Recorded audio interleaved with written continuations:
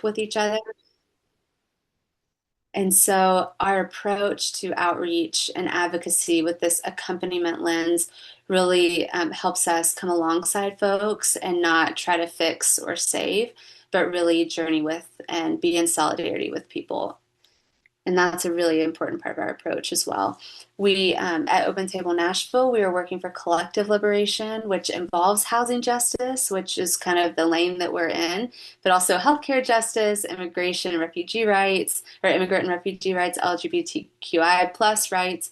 All of these things are deeply intertwined, and we can't separate them out. So we do believe that we're working for this kind of broader horizon of collective liberation.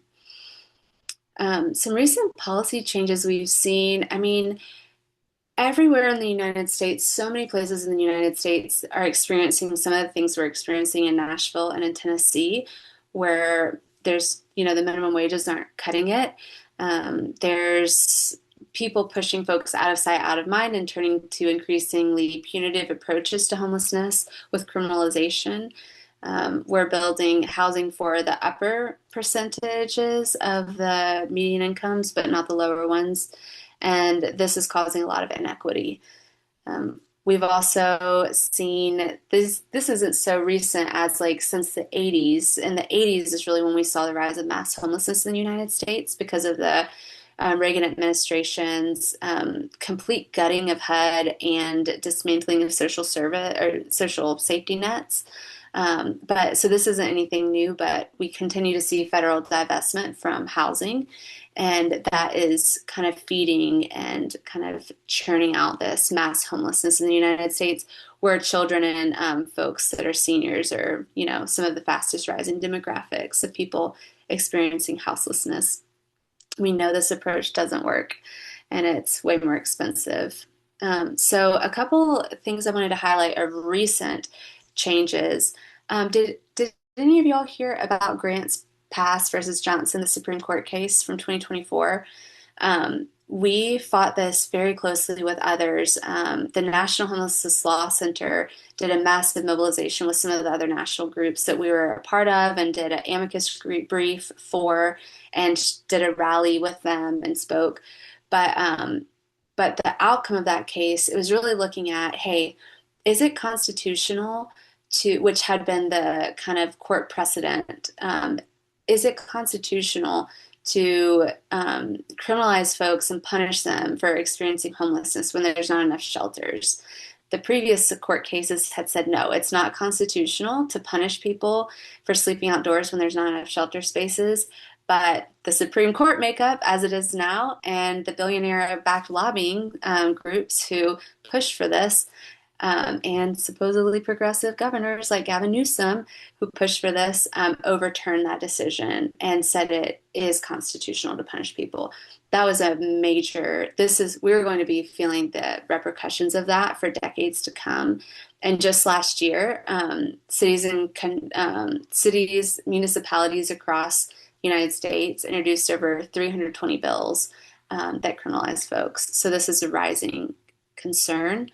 Y'all also probably saw the executive order that was aimed at homelessness, ending crime and disorder on America's streets. Our colleagues at the National Healthcare for the Homeless Council talked about the main impacts of this. Sorry, I may have a 5-year-old or a 3-year-old at the door right now.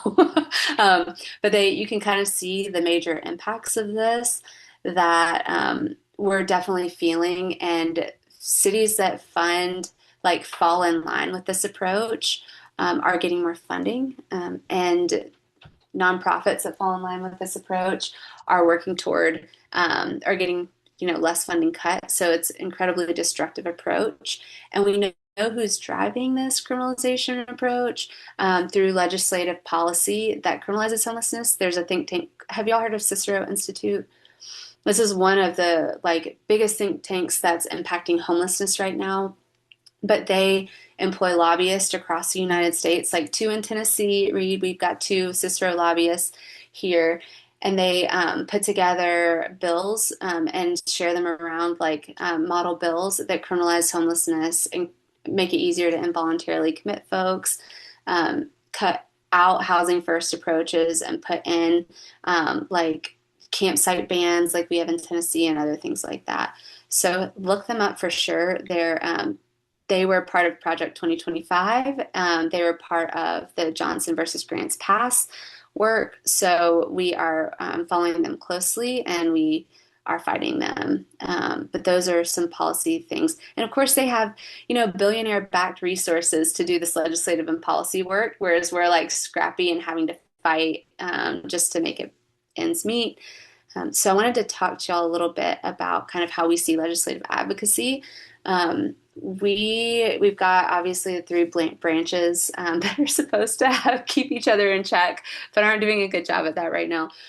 We really focus on the legislative kind of branch, sometimes hitting the executive branch too, but really locally, we're talking about Metro Council here in Nashville, and kind of the mayor's office and city commissions. At the state level, we're talking about our Tennessee state legislature, and at the federal level, we're talking about Congress. So that's kind of the lanes in which we move for the most part with our legislative advocacy. I wanted to share a few local examples that go beyond just legislative advocacy, which we certainly have, but also just some wins, because legislative advocacy is really in a really important lane, but it's not the only lane to creating change. We've had huge wins with direct action. We've been doing this for a long time. We've had huge wins with direct action. We've had successful campsite defenses where we've helped residents organize for their rights. We've had successful petitions, getting, relocation support for folks who are having to be moved. We have been really effective. We passed an inclusionary zoning thing at the local level several years back. We're doing a lot to rein in private policing in the downtown areas and the business improvement districts. And we also helped get a winter storm eviction docket this year, which would be more the judicial branch. But we're just, it's not just the legislative lane that we act in, though I do want to talk specifically about that because it's what y'all asked us to talk about. And I wanted to share a few tips for impacting policy at the local level for us at City Council. But it really starts with your City Council. As you get bigger and bigger, you get further and further from like being able to impact things one-on-one or with a smaller group. You have to get more and more people together and mobilized. But your council members should be incredibly accessible, or your local officials should be incredibly accessible to you. Getting to know them, following them, getting on their email list, getting coffee, getting together with the group, inviting them to your orgs or whatever is really important. And this is what we made for a local training. So you're not going to get on NashvilleLegislar.com if you're not in Nashville. But there are ways to track your bills. And we're always looking at sponsors and co-sponsors of different legislation and trying to beef up if we want to pass a bill, who's sponsoring it. Whether you're working at a local level or a state level, one of the ways to impact your bills, or at the federal level, but especially at this, closer levels in, one of the biggest ways to impact your bills is through committees, seeing which committees the bills are sent to. I'll talk about that, the importance of that more when we get to state. But that's where you can testify. You can still do public comment on the floor, but you testify. You're able to help impact amendments, whether it's, approved for, approved out of the committee or not. So that's going to be really, really helpful. And when we think about legislation, it's not just about passing it or defeating it. We've had to really look, especially at the state level, but certainly at the local level too, at when we don't have the votes, how can we amend legislation or defer it? And that's been really important with some surveillance legislation we've worked on, and at the state level with some other things. So you want to be strategic about who your partners are, and also like mobilize your spheres of influence around you, like who else cares about this, what's their self-interest, who are your allies, who are your opponents. But it's, there there aren't that, like, once you get in the world of legislative work, especially locally, it's a small world and you're able to have a big impact once you kind of get your feet wet and get to know the players. At the state level, depending on the makeup of your state, it could either be more depressing or it could be better. In the case of Tennessee, it's more depressing and it's harder, but we have been effective. We always want to know who our senators and representatives are, and we always forget they work for us and not for the lobbyists and the corporations. They forget they work for us. We have to remind them they work for us.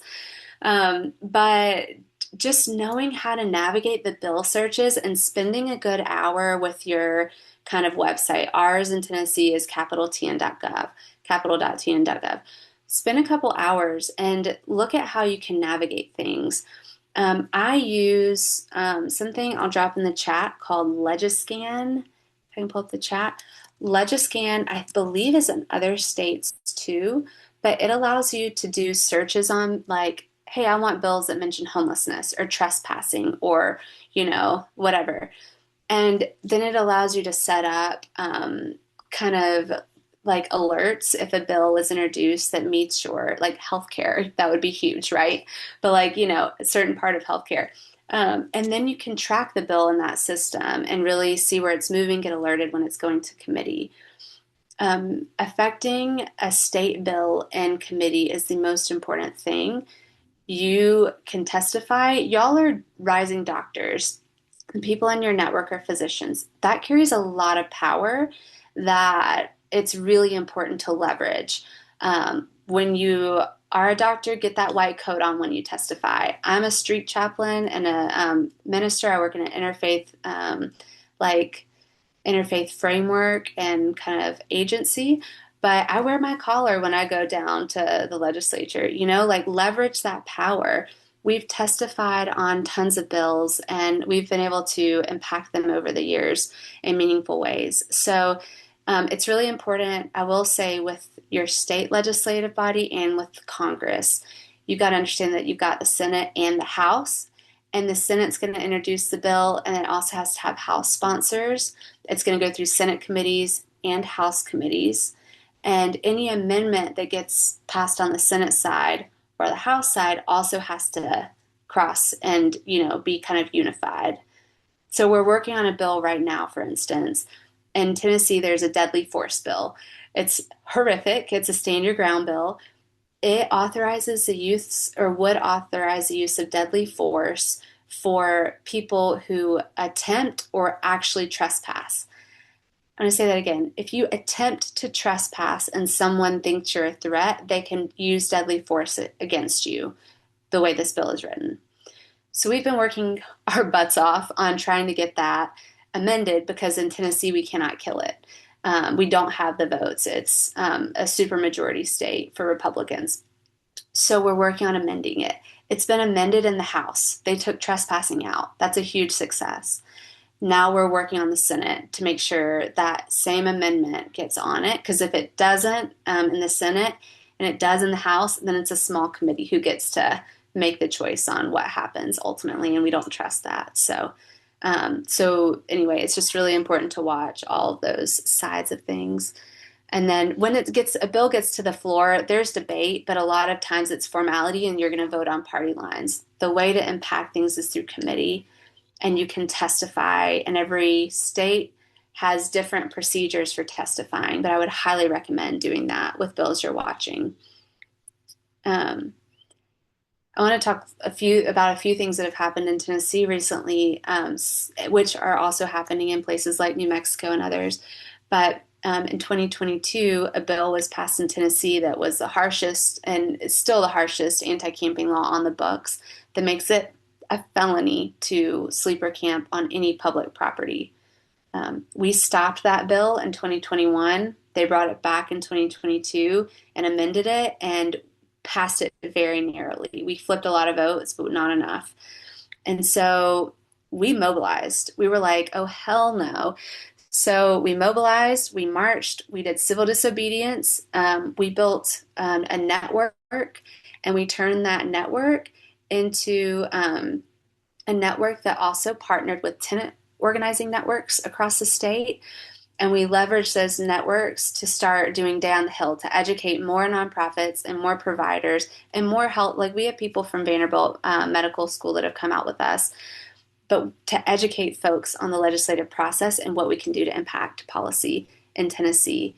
So we partnered with our friends in tenants' rights, and we were like, we're going big, guys. Like we can't just be content to think we can impact bills without doing rural organizing, right? So that's why I was excited that you're from Johnson City. Uh, we have other friends from there too. But then we started building coalition, and this is beyond the legislative advocacy, right? Like when you don't have the votes, we'll talk about it. It's on a slide later, but like community organizers say that there are two forms of power for social change: organized money, which Cicero has, and organized people, which we have to build.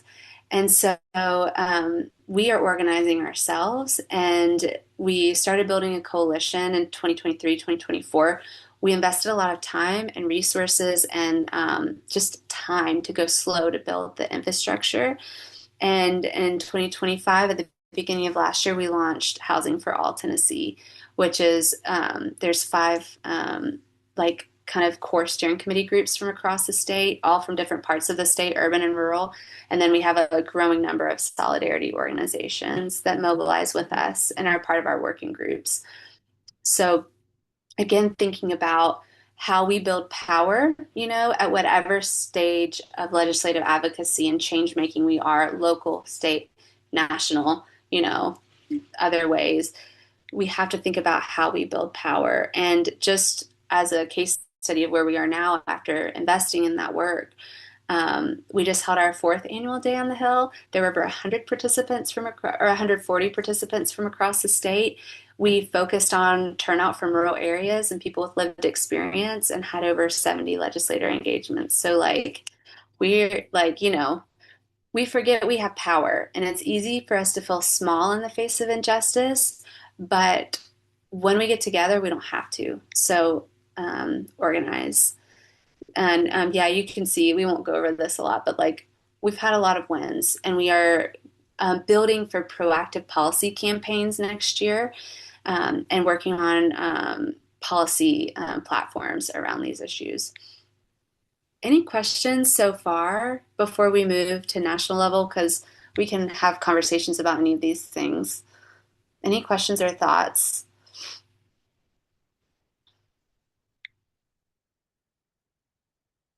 How is the statewide listening survey administered? Yes. So we largely moved through continuums of care and networks that we had, but also every area. Y'all may be familiar with this, but for those who aren't, every state has continuum of care networks that cover all the geographic regions of each state. We have a number in Nashville. So we moved through each COC to distribute it to their members, and that's how we got responses from over half of the counties in Tennessee, which was really exciting. And we have those listening survey results maybe posted on our website now for Housing for All, but if you're ever interested, hit me up because it's really, really good stuff. Gotcha. Thank you. Yeah. Y'all want to move national and then we'll have some more convos? So advocacy at the national level also kind of sucks right now, if you can imagine. Um, Things are looking kind of bleak, but there are still wins that are happening.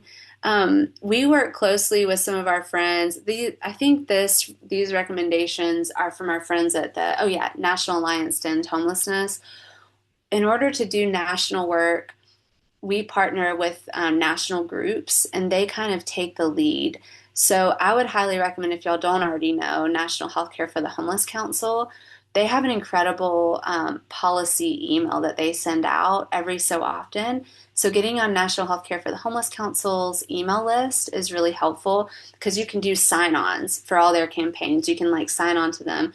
I mean, y'all, Nashville, they're based in Nashville. Bobby Watts is their director. They're phenomenal. But yeah, I highly recommend when you're doing national advocacy to be working through the national orgs that are working on your issue. And it's really important to know our members of Congress, to know when they're on summer recess and when they'll return, to, know their district offices. Often they're never there, but to invite them out with you wherever you can and try to make inroads. In order to spotlight a few of the groups we work closely with and kind of lean on for national stuff, I just wanted to share the list with y'all. You may have slightly different interests if it's, well, your street medicine. So, but the healthcare is going to be really important. But I highly recommend following these groups on social and getting on some of their newsletters, especially if there's one that looks interesting to you. But yeah, I mean, so like National Alliance to End Homelessness, they have a Day on the Hill that's coming up this summer that we're helping them get some leaders for. And those leaders are going to be meeting with the staffers and congressional leaders on specific homelessness related things. Um, it's kind of impossible. It feels to me impossible to impact national legislation without the national groups who have the time and commitment to do the deep dives on those policies, especially in an incredibly polarized environment like it is now. So those are my kind of tips there is, yeah, partner, partner, partner, partner.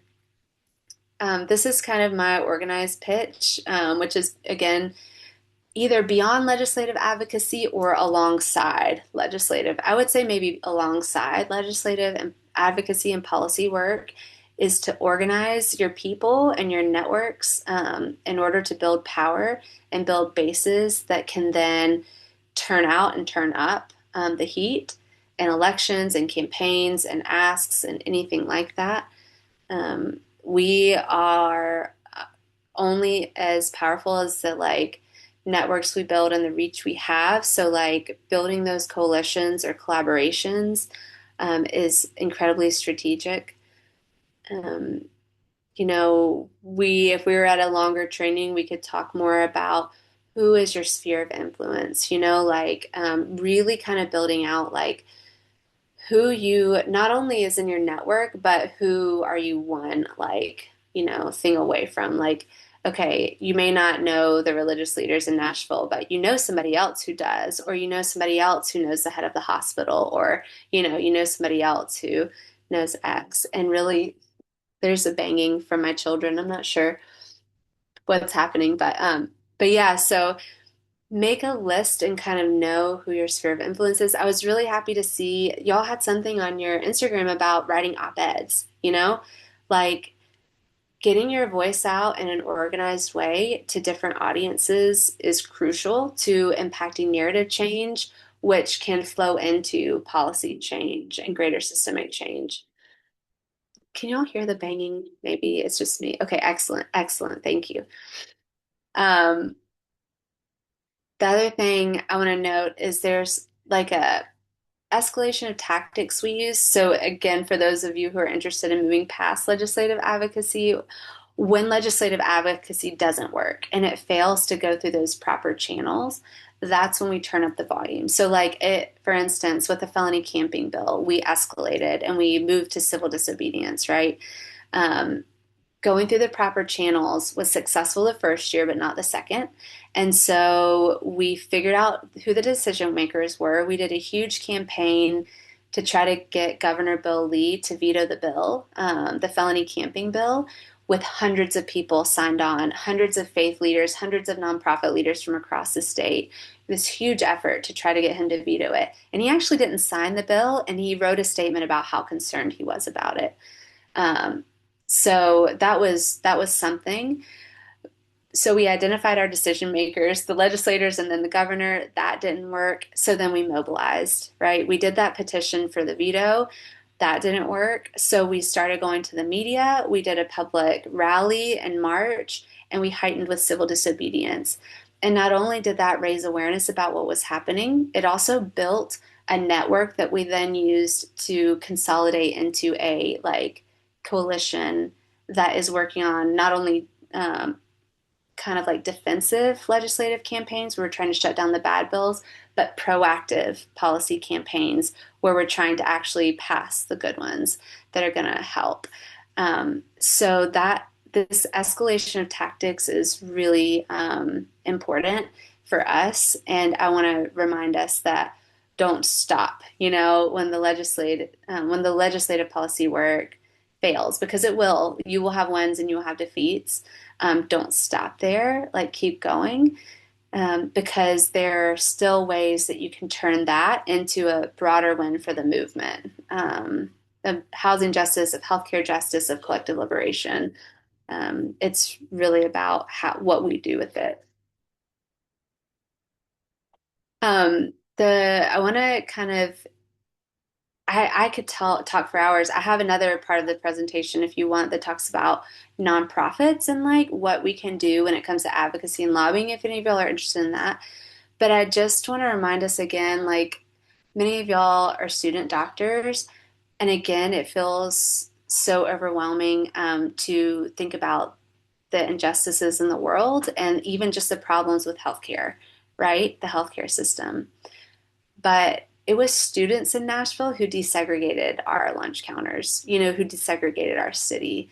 It's people who get together and don't take no for an answer and organize and mobilize together that actually create the waves of change that will continue to ripple out from, over time and through our efforts.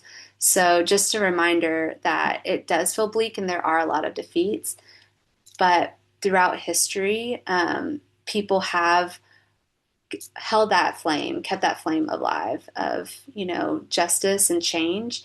And that is our role now. And we have to leverage whatever power we have and privilege we have to do that with others. So, so yeah, I want to pause for a minute. And again, any of these points I could talk for hours about, do whole like sessions on. But I'm curious about what questions have arisen, what things have resonated with you, or what thoughts you're having right now. I'm interested in like how y'all see your role in legislative advocacy.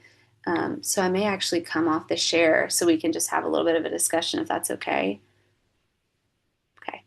And if you want to talk about advocacy for and lobbying for nonprofits, let me know. I can do those slides too. But yeah, what do y'all have? What you got? Um, I did kind of want your thoughts on, especially kind of the educating end of like, I know when I talk to a lot of other medical students who are like generally pretty interested in advocacy, I think one thing that comes up for a lot of students is just kind of feeling unsure of their knowledge basis and being like, oh, like I don't feel like I have the time to. I know I obsessively love to like read political news and like bill analysis and stuff like that. But I've also then realized the more time I spend in classes and stuff like that, the more people are like, I'm just gonna go ask Malia. And I'm like, a lot of the time, I feel like this should not be our basis. But so the crux of this being particularly in relationship to like the Cicero think tank stuff and things like that, is there kind of a good resource that you know for kind of finding those like counterpoints in policy discussions? Because I think one like, especially in Albuquerque, one really big thing that's come up is that we just had some of our city councilors put up an ordinance to make it illegal to, in some parts of Albuquerque, they're calling it like making it illegal to sleep and camp outside. Um, so yeah, I think that's something that is on a lot of our minds. So where are good kind of resources for when we're trying to build up our educational basis to feel comfortable participating in advocacy and encouraging others to participate? That is such a good question. Absolutely, yes, there are.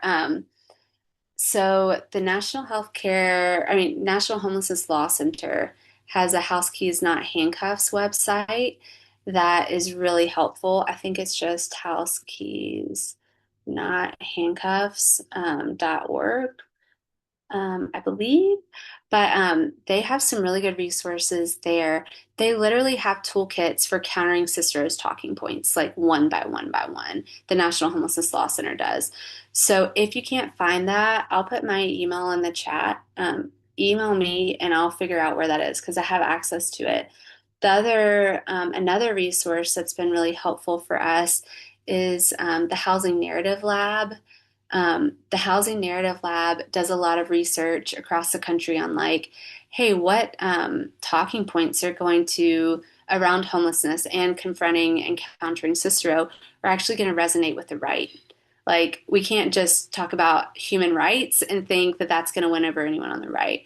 So they talk about using language around like, common sense approaches to homelessness, like instead of evidence-based housing first. They're like, that's not going to fly. That's already, been deconstructed or, been just like completely trashed to them. So they have a lot of good talking points.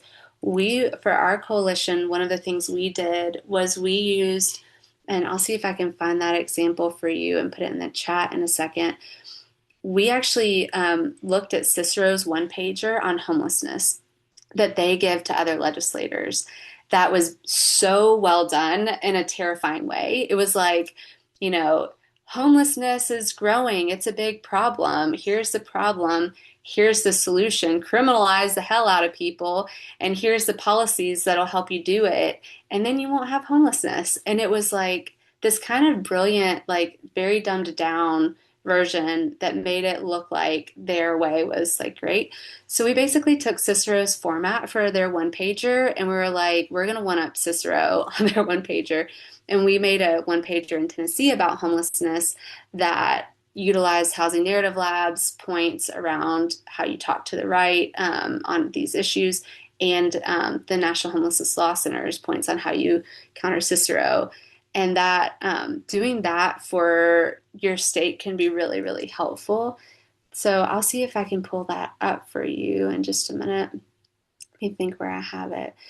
But I will also say, like, you don't have to know everything. You are, let's see, like, you are incredibly knowledgeable and, like, stand on the ground that you do know.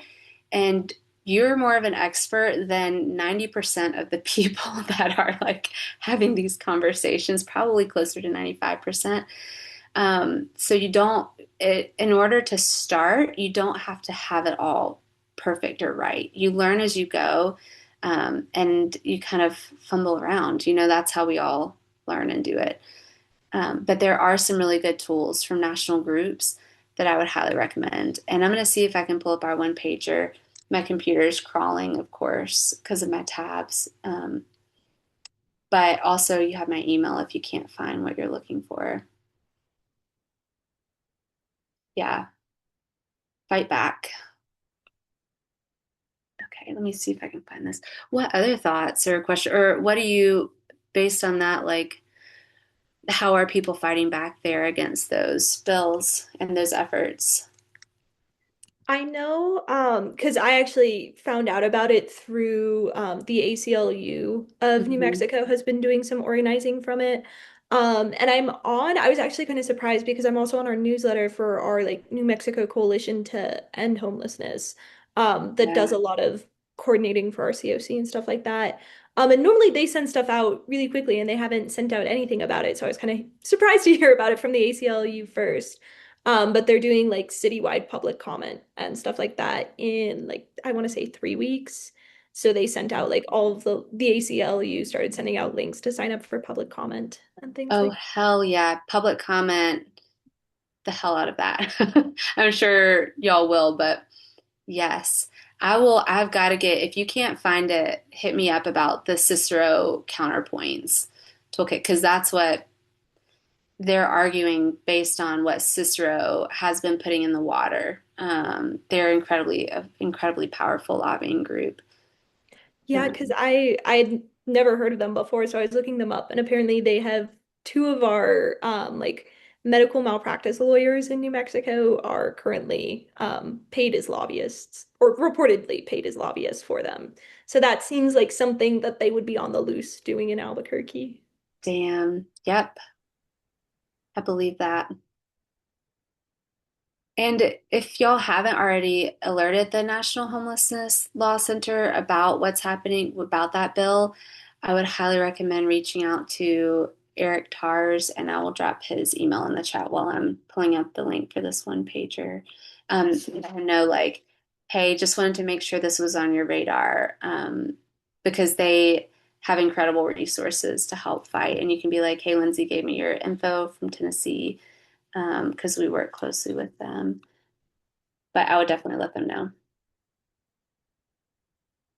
And then I've almost got the one page. The one pager's there. It's just fuzzy, like, you know, computer death situation. What else, y'all? What other things for the next couple minutes? What are some of the problems you're having, kind of getting more into this, or some of the concerns you have? I was I don't know if that it's entirely like a problem, but this is making me think about um so much of the like good and important work that happens in the world. We imagine that a lot of people are doing it. Like what I can't remember what that like what the phrase is for like why people don't call 911 when somebody goes Yes. down or whatever that phrase is. Like in my mind, what stops me a lot of the times from participating in this kind of thing is like imagining that it's like big and will be hard for me to get into, which is probably like it is hard and you do a lot of stumbling, like you're saying at the beginning. But it's also like for me, thinking about it being a small world, once you get into it, is encouraging. Like that's the kind of thing that like I'm willing to participate in sort of a small world type of thing. Um, so I don't know. That's encouraging to me to Yeah. hear. And um, yeah, encouraging to hear that it will be a small world and encouraging to kind of be like, get moving. Nobody else is doing it if you're not doing it, kind of thing. Yeah. Like it's so true. And y'all, like we are like our little group is the only group that tracks bills on homelessness in a like organized way in our state and tenants' rights in our state. Like there's nobody else. People are like, hey, how do you know this? We freaking learned how to do it. Like, like somebody, we had a lobbyist friend who told us about the first, or like a supporter who was a lobbyist for, social workers. And he was like, hey, did y'all hear about this felony camping bill? And then we just fell into it like that. And nobody else was doing it. So don't wait on somebody else. Once you get in, you will make the connections you need. And people want you in it, want your help, want your voice, and want to make those connections. So like we should talk about housing for all. Let's see if that link works for the one pager. Okay, so that's the one pager we made for Tennessee legislators. We tried to gear it toward, our more right-leaning people. And because before we were using talking points that weren't even getting across the aisle. And if we can't use a language that can at least get into their ears and their head, then we're not going to be effective. So we're learning how to do that with the help of others. And that's important to think about, you know, unless you don't care. And then you just burn it all down. I can, roast them, which is another tactic that some people use with varying degrees of success. But yeah, anyway, those are the ways we're moving, trying to move. What are like next steps for some of y'all, or what do you want to see like people in your group doing?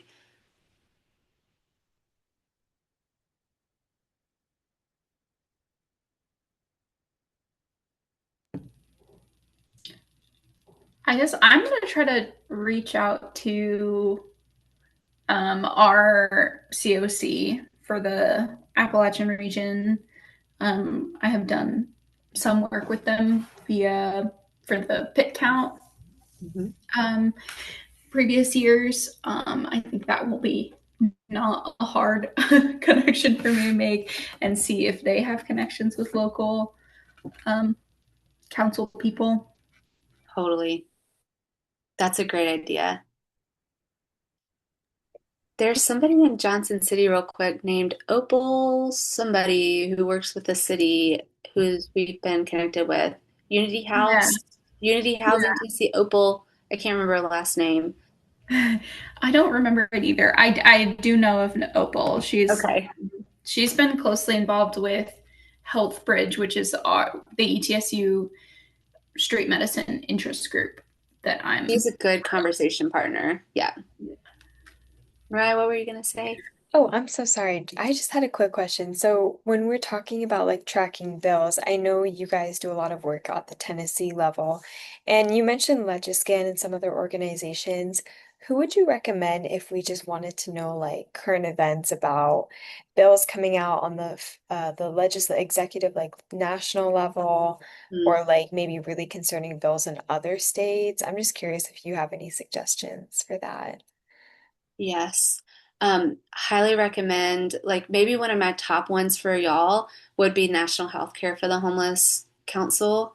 Um, that getting on their policy email list kind of meets your healthcare and homelessness, and they send out national updates.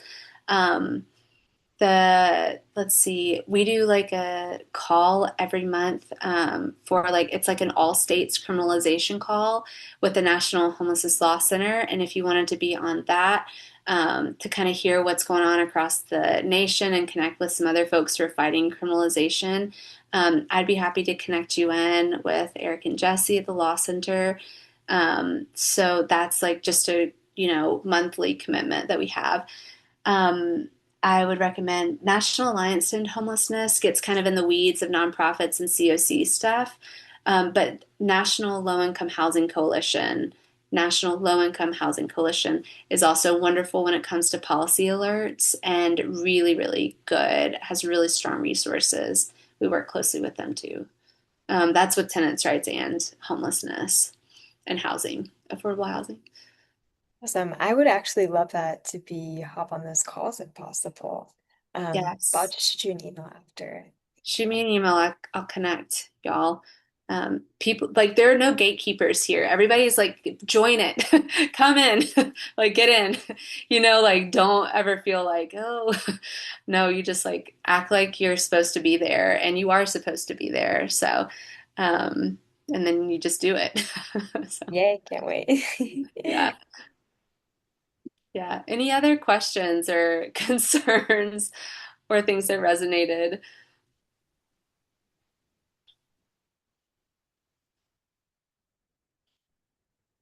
I just overall, I think that this presentation and just the way you talked about homeless advocacy was just very inspiring for all of us.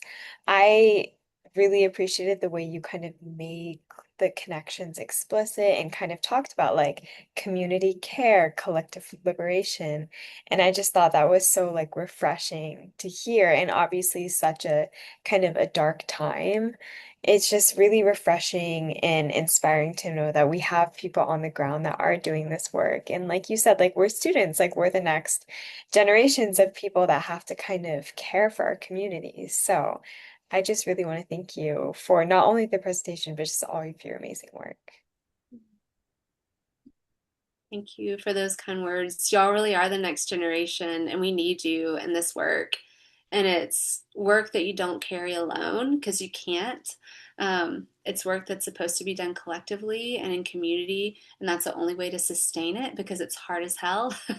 And that collective care and community care and mutual aid will also go a long way in the sustainability of our movement, people and leaders and students and doctors. So, yeah, thanks for having me. And just know that we're a resource and really want to help make whatever connections we can or do education where we can around these issues. So, yeah, any other last words? I'm definitely not going to keep y'all. Um, but any other last thoughts or questions or anything?